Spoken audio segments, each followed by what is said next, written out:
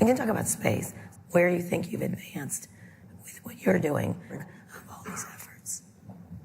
Yeah, so with respect to SpaceX, besides orbital human spaceflight and providing transport for NASA of astronauts and cargo to and from the space station, which we've been doing for a while now, over a decade, we have something called Starlink, which is a global internet system. And this is, I think, going to have some profound positive effects on the world, because Starlink is really designed to serve the least served. You have 1,300 satellites up right now, is that correct? 1,500. And you want to put 30,000. Yeah.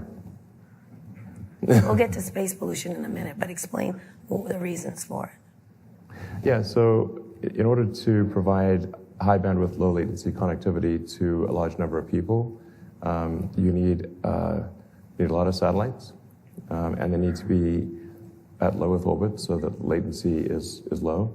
The problem with satellites that are at geostationary orbit is that they are around 36,000 kilometers, whereas we are at 550 kilometers.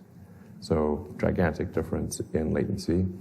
But it's very well suited to low to medium density regions of the Earth, places where it is too expensive to trench fiber or put cells, 5G cellular base stations. And so it's really it kind of takes care of the people that just didn't get internet, or either the internet's too slow or too expensive, or they just don't have it at all. It's very well suited, a space-based system, for serving like the least served, maybe 5% or something like that. How big a part of your space business is it, from your perspective? I mean, I think it's quite significant in that the launch side of things, just launching other people's satellites and serving the space station, probably tops out around $3 or $4 billion a year of revenue.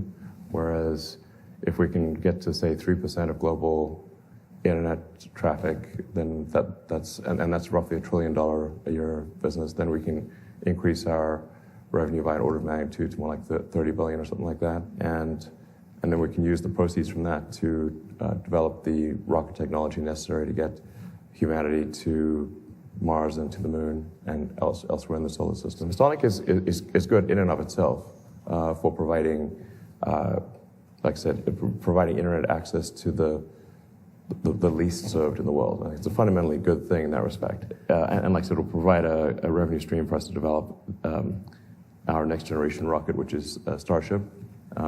With Starship, we're trying to achieve a fundamental breakthrough that is the holy grail of rocketry. That is to have a fully reusable orbital rocket.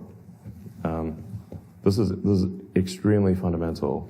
With Falcon 9, we have a mostly reusable rocket to do so. What's the difference in price? But with Falcon 9, we still have to lose the upper stage.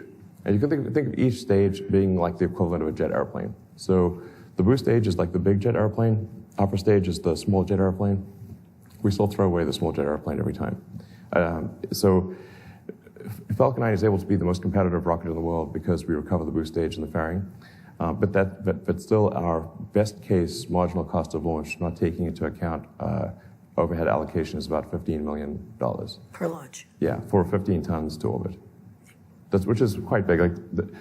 SpaceX delivered about, I think, roughly 2/3 of all payload to orbit of Earth.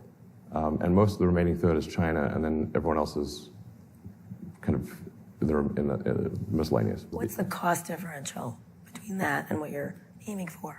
Falcon 9 is effectively about half to a third the cost of alternatives because of the reuse of the boost stage. With Starship, we should be able to get to the point where it's maybe 1% the cost of an expendable system.